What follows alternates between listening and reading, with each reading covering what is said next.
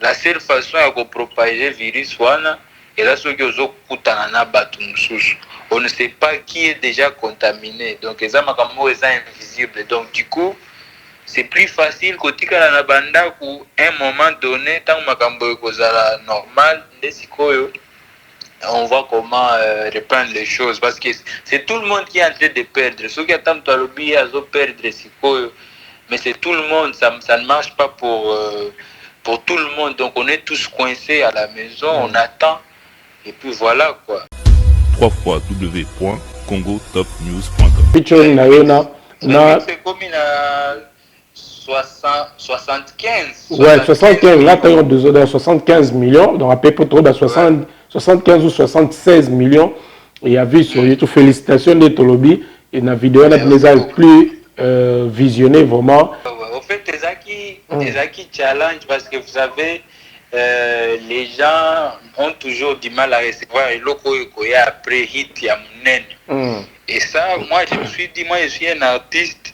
Tant que na beta qui nani yope, il n'y avait pas, au fait, je n'attendais pas bavi à bafan parce que bafan baza on apprend à consommer oyo artiste à proposer. Jamais je ne fais quelque chose parce que na lobby ya mikolo yope simbi donc na beta solo ka oyo kokani nango. Là je ne serais plus un artiste na comme toi ça net ezaka musique ezaka cop. Et à Chouana na ebandeli effectivement les gens n'avaient pas compris le style mais maintenant ils voient que c'est l'une des plus belles chansons na minito mboka na biso soki otangi bako banzembo ezobeta ashu pe eza mais yo peut continuer à faire son chemin et puis ba misusu banzembo pe a danger misusu ekoya parce que j'ai toujours fait ça eza c'est en moi eza teke nazo lukango musika donc ba fan ga ba continuer au pesa nga confiance nakopesa bango biloko ya bien ya kobinisa ya douceur nyonso parce que je suis un artiste au hasard mingi na bastille nyonso c'est même ça la richesse ya Afro Congo www.congotopnews.com basalaka na aéroport baagent wana bazala toujours na tendance ya kotianga pembeni batraitenga différemment taka artiste ya mboka azongi et tout ça mouvement wana kaka sikoyo bato mosusu bamonaki yango na ndenge mosusu ke oh non bamoni bakuti nga na basymptôme nde bamemi nga soki wapi naza en quarantaine et pourtant nazongaki na toi-même tu sais j'étais en tournée en Europe oui. Il y a même 6 dates oyo nabetaki te parce que en fait tout était suspendu et il n'y avait pas de choix alors tango na apprendre que il y aura confinement 15 jours en France wana je serais en train de vraiment rien faire sans bouger et puis loin de la famille je me suis dit non je vais profiter na bavole ya suka na avant bakanga bakoma mobulu na zonga I just want everybody to understand that it's really important no matter where you are to respect everything that the government is saying. Stay home, it's safe. The coronavirus is real, is killing, and in Africa we're not ready to be attacked as the virus is attacking Europe or some other places. So make sure you and your family stay home. It's for your safety and it's for everybody's safety. Asante sana kunipatia opportunity ya kuongea na bandugu yangu yote kote kwenye muko tufanye effort tu respecte ma consigne zebiko natupatia tusitoke manyumba parce que kutoka na kukutana na batu wengine ni kufacilite virus iendelee kujipropager. Ile virus ya corona haitembeake batu njo biko banaitembeza donc inatuomba tubakie kumanyumba tuikale na mafamilia zetu tuone TV tuingie kuma réseaux sociaux tusifanye kitu inje. Ok, c'est le Prince Dodge. Grosse dédicace et grosse force à Noli Tambou le Sage, journaliste numéro 1. On est ensemble comme jamais, les choses se passent. Oh. Noli le Sage, Noli, journaliste numéro 1, on a tout kin. C'est Maître Gims. Mesdames, Messieurs, bonsoir et bienvenue dans votre émission chez Noli. Vous êtes nombreux à nous regarder à travers votre site d'information et de la promotion évidemment Congo Top News Monde. Nous avons le plaisir aujourd'hui de recevoir Innocent Baloum et l'artiste musicien congolais à qui nous allons appeler tout à l'heure pour nous parler de cette pandémie coronavirus qui perturbe le monde. Merci de rester toujours branché et vous êtes sans ignorer, c'est toujours le même présentateur, le vôtre Noli Tamboule Sage. Restez chez vous, restons chez nous et moi je reste chez moi, vous restez chez vous et n'oubliez pas de respecter de petits gestes pour éviter que cette pandémie puisse se propager. Nous allons maintenant écouter Inosbi, Innocent Baloumé en duplex avec votre humble serviteur Noli Tamboule Sage. Dans votre émission chez Noli, donc nous appelons des artistes.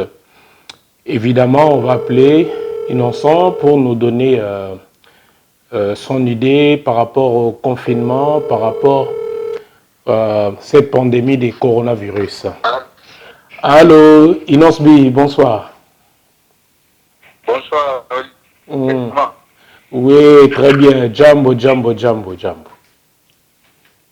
Jambo. Mina sema kidogo, hein? Mina sema kidogo.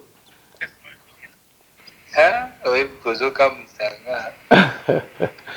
Alors, Inosbi, Tobengio en direct na émission Tosali chez Noli, Tozobenga ba artiste Nyoso, Tozobenga pe bato Nyoso des hommes politiques évidemment, pour cette pandémie de coronavirus.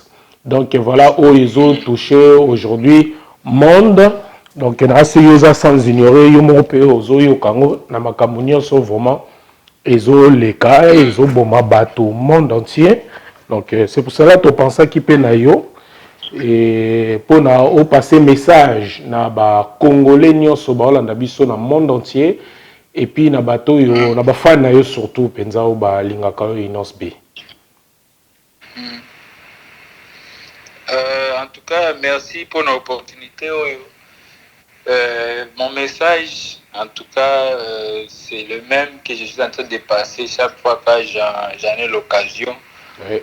En tout cas, tout ça là effort bazwa eloko sérieusement parce que au bibiso ba africain tozaka tellement to message na ba problème belé à danger to kanisa ka chaque eloko ezo ya na banzela oyo ezana nu ba blague, tu vois un peu parce que nous c'est chaque jour qu'on perd des membres de nos familles ici dans des guerres mais bazo mona te que ça guerre pe ndenge mususu. Oui, on perd nos proches. En fait, il faut que les gens d'une manière ou d'une autre. C'est aussi une guerre, mais une guerre sanitaire, donc. Tout à fait. Ils ont ennemis invisibles, mais ils ont penza et sérieux quoi. Et déjà comme ils ont remarqué aussi, chez nous ici, nous sommes maintenant aussi comptés parmi les pays où il y a des cas, donc ça peut exploser à n'importe quel moment si on continue à prendre des choses à la légère. Donc tout, pas respecter vraiment les consignes. Il y a côté national gouvernement, ils ont pris des consignes, ils ont bimaté. En tout cas, ça a effort parce que la seule façon de propager le virus, et là, ceux qui ont on ne sait pas qui est déjà contaminé. Donc, les amakamo sont invisibles. Donc, du coup, c'est plus facile côté la banda pour un moment donné, tant makambo est normal, on voit comment reprendre les choses parce que c'est tout le monde qui est en train de perdre. Ceux qui attendent à l'objet, ils ont perdre, mais c'est tout le monde, ça ne marche pas pour tout le monde. Donc on est tous coincés à la maison, on attend et puis voilà quoi. Même à Tassobi, au monde il n'y a personne dehors, activité moïsate, donc au monde aux ayomote, moutonnier, ça s'est touché. Oui, on est tous dans la même situation, donc. Et puis, na bamboka na biso, ceux qui pensent que le virus on a attaqué, puis on a attaqué par Italie, par France, kuna. Nous on va pas s'en sortir parce que on n'a pas un système sanitaire efficace, net bango. Ou des matériels adéquats aussi. C'est la même plus grave. Oui. Même des matériels, matériel adéquat par rapport comparé à Bambo Cannabis au Afrique quoi. Comparé que toi déjà bazar débordé. C'est ça, en tout cas, il faut battre. Et puis, tu peux koyoka sango ya o eza penza ya ma likambo yango eketi na Nord Kivu côté na biso kuna, donc c'est triste. Donc, en tout cas, il faut que batu bazwa yango sérieusement batikala nanu na bandako comme ça. On va toujours communiquer sur les réseaux, na ba médias, la consigne mususu, il faut respecter et tout ça. Mais pour le moment, en tout cas, c'est plus sage. Netinoli Tambole sage. Donc, comme c'est sage de rester à la maison. Tout à fait. Confinons-nous vivants. Nenga mimo azolo ba mikolo F6 Maltabi, il faut continuer de nous confiner vivants. Confinons-nous vivants. Ouais. Alors, en tout cas, et puis, oui? Conseil, c'est peut-être une fois dans la vie qu'on va te conseiller de rester à la maison, ne fais rien, mange, t'as la TV, quand t'as la Instagram, YouTube, t'as la émission, comme ça, les côté. C'est une fois dans la vie qu'on te profiter même des enfants. Profiter de tes enfants, profiter de la Moussous. Ouais, quand t'as la match, exacté. Et l'eau, mon exacté, en fait. Donc, tu penses, ça l'effort. Voilà. En tout cas, il y a un message au Inosbi, Oza, Muto, Balandaro Mingi, na toto Lubumbashi, Balandaro Mingi, na pays à Swahili, et Zape Balandako pe na pays anglophone. Je voudrais bien que, si possible, de passer un message en Swahili et puis passer aussi un message en anglais pour de nombreux fans qui te suivent en direct de chez Noli depuis Paris en duplex.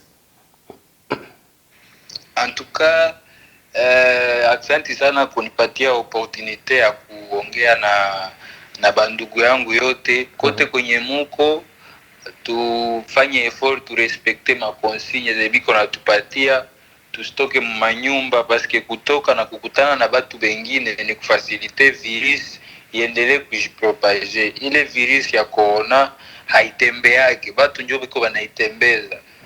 Donc inatuomba tubakie kumanyumba, tuikale na mafamilia zetu, tuone TV, tuingie kuma reseaux sociaux, tusifanye kitu nje, ili kila mtu abakie na etat de sante yake yenye iko nayo sahi. Lakini kutoka ni kuexpose watu, ni kuexpose, unaweza enda unapata virus na unaendelea kuipropage bila kujua, ni enemy wa kila mtu mwiko invisible. And for the people who speak English, I just want everybody to understand that it's really important, no matter where you are, to respect everything that the government is saying. Stay home. Stay home. It's safe. The coronavirus is real. It's killing. And in Africa, we're not ready to be attacked as the virus is attacking Europe or some other places. So make sure you and your family stay home. It's for your safety and it's for everybody's safety. Thank you. Thank you so much. Inosbi, donc voilà, en direct dans votre émission chez Noli. Mais tu as peut me les cas que Inosbi a eu coronavirus, malgré ça, mais pourquoi bateau le qui est aussi vite comme ça que aux est-ce que les symptômes que se manifestent qui bien c'était dire quoi? En tout cas, bon, yebindenge ngana mesaya nanga nazaiki kozonga ka na ki normal parce que moi aussi j'étais, toi-même tu sais, j'étais en tournée en Europe. En Europe, oui. Il y a même 6 dates où on a bétaillité parce qu'en fait tout était suspendu et il n'y avait pas de choix. Alors tant qu'on apprend qu'il y aura confinement, 15 jours en France, je serais en train de vraiment rien faire sans bouger et puis loin de la famille. Je me suis dit non, je vais profiter. Na bavole ya suka na vamba kanga ba comme mobile na zonga. Maintenant quand je suis revenu, voilà, vous voyez bien ba beze à côté na bisoa. Quand na ba aéroport ils ont remarqué comme d'habitude, je ne sais pas si le corona est au changé normalement. Quand les artistes chaque fois na comme en aéroport, au fait batu bato ya wana bato basalaka na aéroport baagent wana bazala toujours na tendance ya kotianga pembeni batraite nga différemment taka artiste ya mboka azongi et tout ça mouvement wana kaka sikoyo bato mosusu bamonaki yango na ndenge mosusu ke oh non bamoni bakuti nga na basymptôme nde bamemi nga soki wapi naza en quarantaine et pourtant nazongaki na ndako même mon chauffeur qui me prend à l'aéroport aomema nga na ndako ntango azongi kuna na course mosusu ye mpe baobetele masolo inosa ayaki awa bakangaki et pourtant ye moto amemaki ngati na ndako donc c'est un peu l'ambiance oyebi epa na biso awa elo nyonso tozwaka yango ebimaka lisolo pe betama. C'est même pour ça que beaucoup sont en train de ne pas respecter ma consigne parce que tant que vous allez faire 4 jours sans sortir de vos maisons. Au moins, par curiosité, vous avez la naninde à Bipagi et puis vous avez sous les bandes.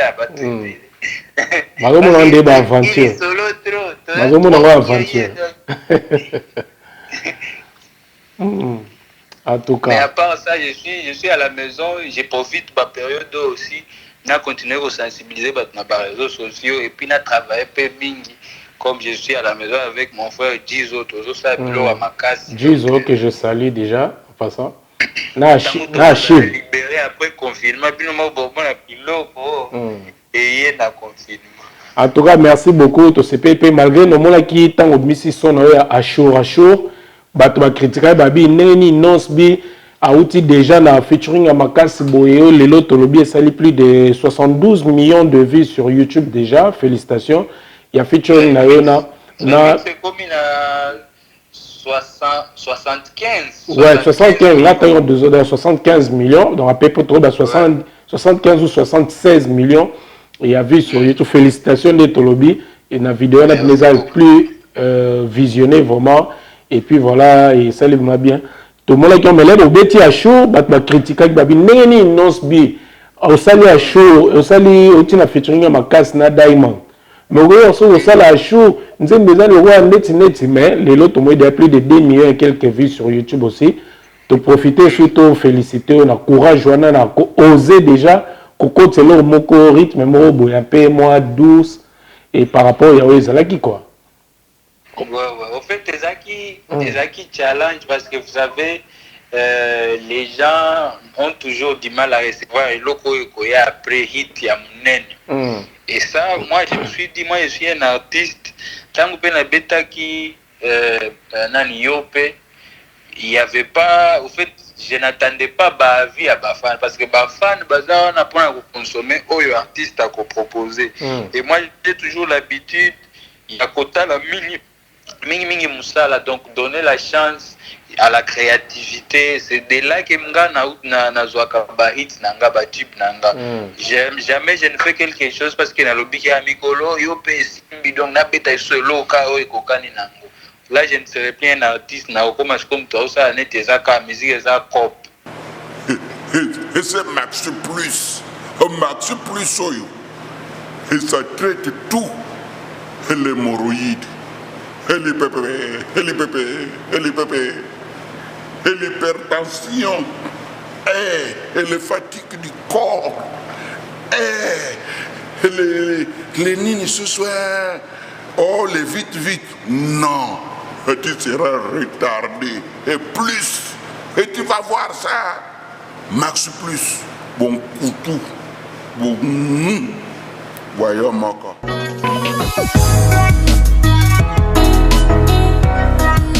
Même si c'est cop, mais j'aime toujours garder l'esprit on sa chance dans la créativité. Net à chaud na ebandeli effectivement les gens n'avaient pas compris le style mais maintenant ils voient que c'est l'une des plus belles chansons na minito mboka na biso soki otangi bako banzembo ezobeta à chaud pesa wana mais il peut continuer à faire son chemin et puis ba misusu banzembo pe à danger misusu koya parce que j'ai toujours fait ça et ça c'est en moi et ça teke nazo lukango musika donc bafani ga ba continuer opesa nga confiance na kopesa bango biloko ya bien ya kobinisa ya douceur nyonso parce que je suis un artiste au hasard mingi na bastille nyonso c'est même ça la richesse ya Afro Congo. Voilà, en tout cas félicitations à rythme na Afro Congo ba message est belé le tokolo bano Inos Bito ratani moi trop là oui na Paris en fait ça l'émission moi bien mais occasion au monde en autre aux apena bata au ça chaque fois qui a ngapi na ba déplacement mususu et c'est que tout peut rater mais ezana nini moko bato bande ko ba question goût ezana nini la nina bossa lango awa ya Afro Congo to bato belé babi il faut ba soutenir idée na wana le rythme que o imposer le Afro Congo. Est-ce que l'Indian se propager na ba musicien nyonso bazwa rythme wana ou bien yo mozo gardon ka parce que elo comme la magla munde to lobaka ba si lo ba ndombolo bato lelo nyonso betara ndombolo misusu pe bazo beta rumba. Est-ce que Afro Congo na idée na oza lelo na besoin ba et comme style mo lelo ba artiste na biso pe lelo ba s'adapter nango souci ne zarani par rapport à style wana. En tout cas, souci moko ezaka ko continuer ko pesa batu musique moko ya bien ko se pensa bango eza limité té o eza vraiment na ouverture moko donc na ba coin nyonso ata mtaoki que eza musique congolaise mais à se sentir proche a yo kapé ba sonorité à mokili. Donc eza té que ezaka pona nga moko c'est en tout cas tout ce qu'on fait plaisir nango pesa katango au monde qui a inspiré batu bato pe balobi ke non biso pe tokoki kolamba Afro Congo mais na ndenge na biso. Donc c'est toujours ça les soucis tango moni ke osala eloko bato ebele pe babandi kozwa nzela partir ya wana en tout cas ça ne peut que faire plaisir donc mutu nyonso aza na posa a beta pe Afro Congo na ndenge na ye en tout cas wana eza siko bachoix ya baartiste na ba jeune nyonso peut-être ba considérer comme ça nanga. Moi je suis là qui est pour continuer à donner et puis voilà on va voir là où ça va nous amener. J'ai toujours dit que souci nanga ezai kaka ba jeune pe ba pesa bango moi place pour ba meka ko laksa apport ba ki komema la musique congolaise. Donc t'as toujours na ba mikolo pour combattre to bunda siko pour ando ba musique à Congo ezongi sima. C'était toujours le but d'aller combattre, vous allez belé l'international aussi pour nabobu nana artiste parce que tout le monde gagne bisonné sur musique à Congo et là li ba nigérien banani bon les là on voit que il y a Inosbi bazali batumisus pe bazali nyoso ça la le kuma Congo pour na to combattre baningo basane pas boto la biso place wana. En tout cas, c'est toujours ça l'idée donc voilà quoi mutu nyoso à comprendre bongo c'est que Aza pour musique n'a pas évolué et pour qu'on le fasse bien effectivement il faut tous aller ensemble tous aller ébeler surtout les locaux tout nazo c'est là pour la chaîne net va trace Congo eza ou trace Kitoko trace FM yango eso permettre ziko mutu nyoso aza na eloko à proposer ba auzwa pe moi visibilité. C'est pour ça que na minute bozo remarquer musique n'a pas tambola siko moi différemment ce n'est plus seulement ba 4 ou 5 ou 10 mais tokomi penza na ba option moi ebele bana basi pe bakomi kobima ba jeune pe bakomi moi ebele donc ça la bien mutu na mutu siko na ndenge na yazo bunda po apesa moi makambo betaka eloko no ya malamu bato bakoyoka yo ba osipia nango c'est ça. Ouais voilà donc visibilité penza bato penza baozo yango mikolo et puis et ça la bien quoi et ça la bien que au sentir que moi ba vie pe ba komi ko se sentir que non makambo inosbi aloba il faut ka payer tout ça là il faut to collaborer pe na ba jeune pour pesa moi makambo parce que à la fin il faut que nous tous on participe dans le comeback de la musique congolaise sur la scène internationale. Exactement. En tout cas, Inosbi, tous autres mingi tenabi actuellement dans la studio, aux autres préparés pena ba son, il y a bien vraiment donc on est ba cuisine interne, on est le bango ezate, mais ba te belé ba sepele na message na yo tant au passaki na ni na légende urbaine.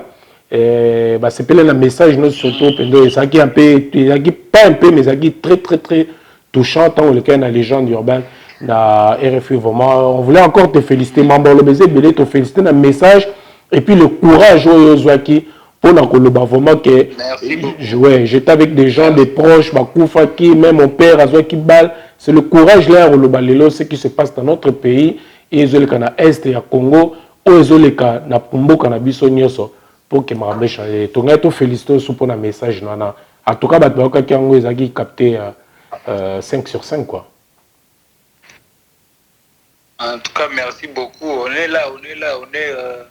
J'essaie toujours d'utiliser aussi ma petite voix pour exprimer ce qui peut se faire entendre partout où on a des caca. C'est ça notre rôle. Donc, pour moi, ce n'est que le début. Namba Mikolo, au Monikou, on a bandit très actif dans l'espace Schengen. Donc, on va encore beaucoup travailler pour bien caca. Merci beaucoup. Donc, Inosbi, on était là vraiment tous ensemble. Et puis, tout le monde peut yopela et Memi ba ozo beta mabe. C'est comme si Memi na ba chanson na onyoso ozo beta de tubes comme ça là qui le comme ce qu'on en boucle. C'est ça l'importance peut-être. Il y a Robert Nze Momoro est bien parce qu'avec une chanson seulement et que comme Mema ba chanson na onyoso pour que batba yo kango malgré ba né déjà ça que tout le monde en européen na MHD hein. Tant à Betty Kaka, nani Roger Mila, et Memi ba chanson et tout, et ça les Kebayoka. Donc voilà, continuer toujours ensemble ce plaisir, on bête sur ba son bien, et on sait que Bayoka toujours biso ba congolais sur le plan international Inosbi. Voilà. En tout cas, merci beaucoup. Message peut-être aux alengots, moi, Liloba, moi dédicace, l'aime sous mon botte na Gauthier mascotte Hollande sur la Londres. L'aime sous bat bazali belé to fait savoir mbote na Charles Tabou amisi na bi ke mikolo pe bozana e to saluer mais ça nous ko passer peut-être na bato ba soutenir ko balinga kao. En tout cas na pesi bana mbote belé déjà moko tangi vient biso moko les vieux Gauthier mascotte. Donc un vieux très swag toujours, donc il ne vieillit jamais. Donc na pesi bambote belé, na pesi bambote pe na Charles Tabou. Charles Tabou amisi. Bambote et pas ba vient nga on a Paris wana ba Coolio. Coolio. Champs-Élysées.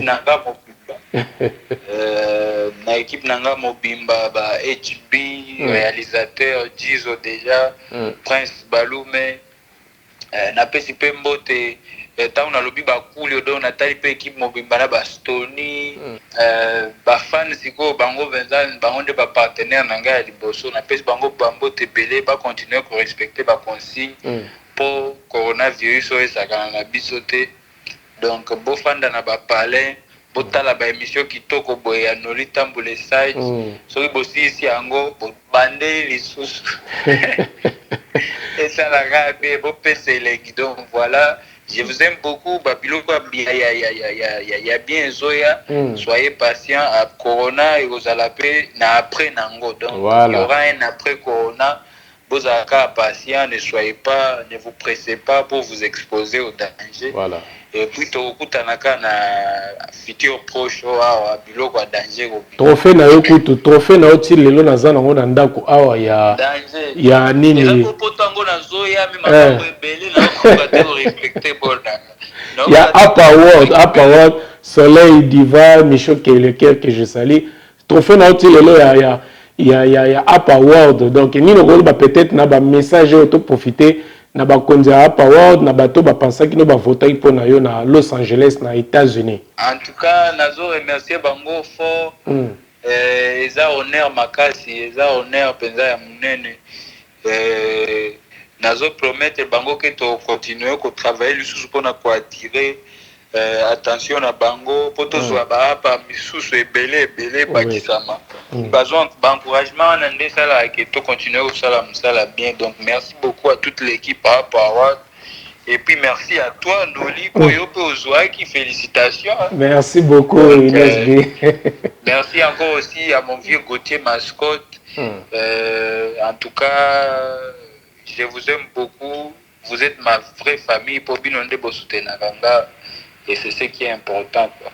Tokaki pour na clôturer un message na yo oyo tozali na Maître Gims na Maroc na saki na interview moko atangi kombo na yo et puis abaki azo encourager na ozo sala et puis peut-être l'année prochaine ou bien Mikoleroya et vous a peut-être invité na festival à sala Gims and Friends donc Star in Place où ils na Maroc et na Marrakech. et puis na projet à stade de martyr ezali nini roloba pour na likambo wana toki maître Gim Sazo encourager à tout moment na ba interview tout ça na et zo salon nini tant qu'artiste un grand comme ça te félicite. Et ça la kinga maman na bien na tala kindenge batu ba partager qui message wana na ba réseaux sociaux, ça m'avait fait chaud au cœur. Donc déjà lui c'est un artiste que je respecte beaucoup et puis un grand frère Oyo a même appelé musique combat musique congolaise na niveau msusu. Le seul artiste toza nango toza na ye na Afrique a tondi sa stade ya France. Ya ye moko donc eloko ne ya munene neti bongo en tout cas. C'est vraiment un artiste qui fait notre fierté. Il y a Mboka Nabiso au Congo. Donc quand je vois qu'il reconnaît mon travail, ça me fait beaucoup de bien. Et voilà, on ose de la cas. Tant que l'opportunité, on est comme ça, ma paix, ça, maman a bien parce qu'on est là que pour continuer à partager partager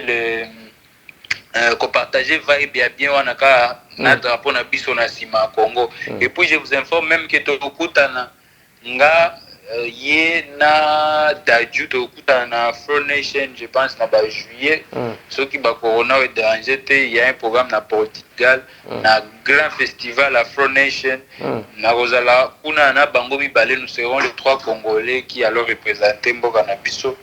Donc nous sommes na ba biloko eza na ba calendrier si makambo eleki en tout cas ba programme eza belé to communiquer mingi ici yango na ba réseau.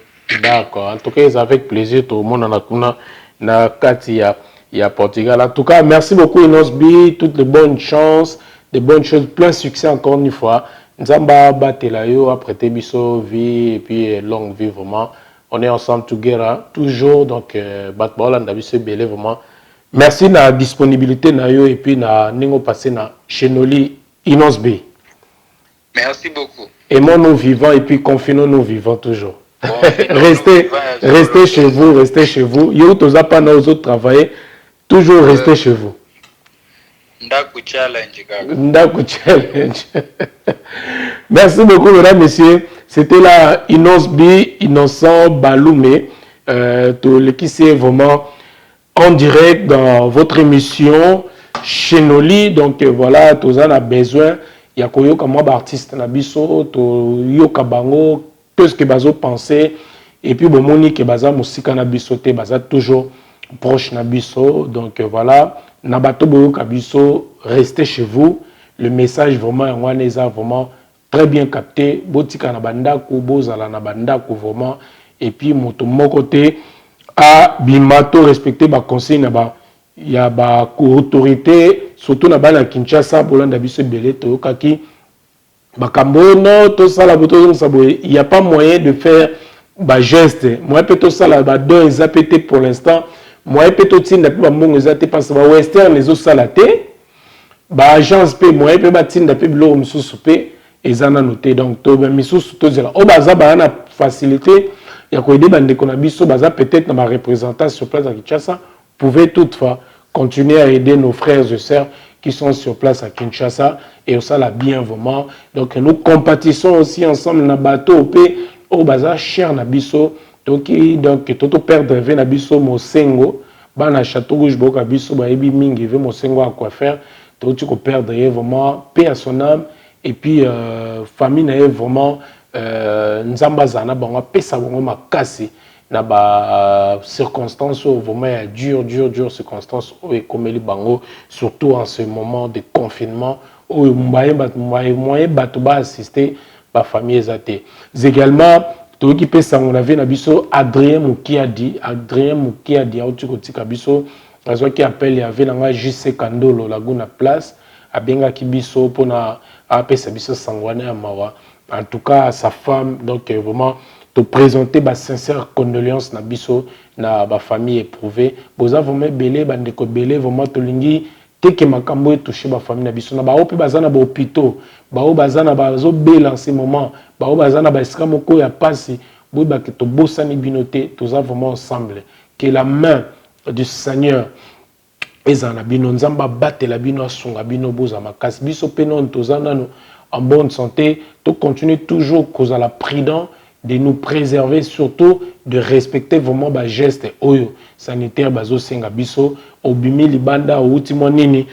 Donc, bobo sanate, permettez de vraiment, on dirait, moi, gel désinfectant, gel désinfectant.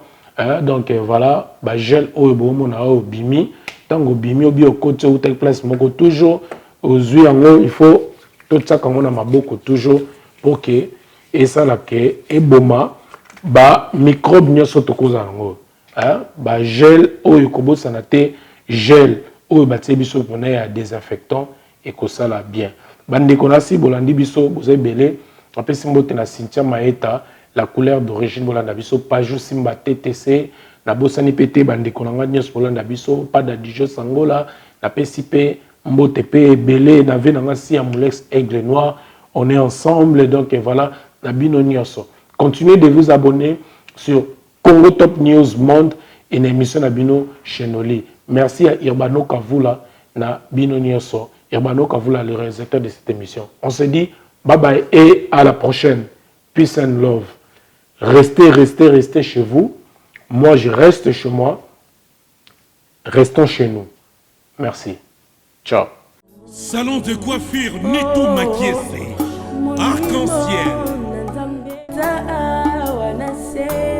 coiffure mixte en région parisienne pour hommes, femmes, enfants, coiffure afro-héro-antillaise, tresse pour les cheveux, tissage, pose de faux ongles, pose de faux cils, pédicure et manicure. Au salon de coiffure Nitu Makiese, arc-en-ciel. Vente de produits cosmétiques, mèches et autres produits de beauté. Une adresse à votre portée, le 146 rue du Landy, à la plaine Saint-Denis. Station de RER D. Jésus, mon Deus, mon Pai.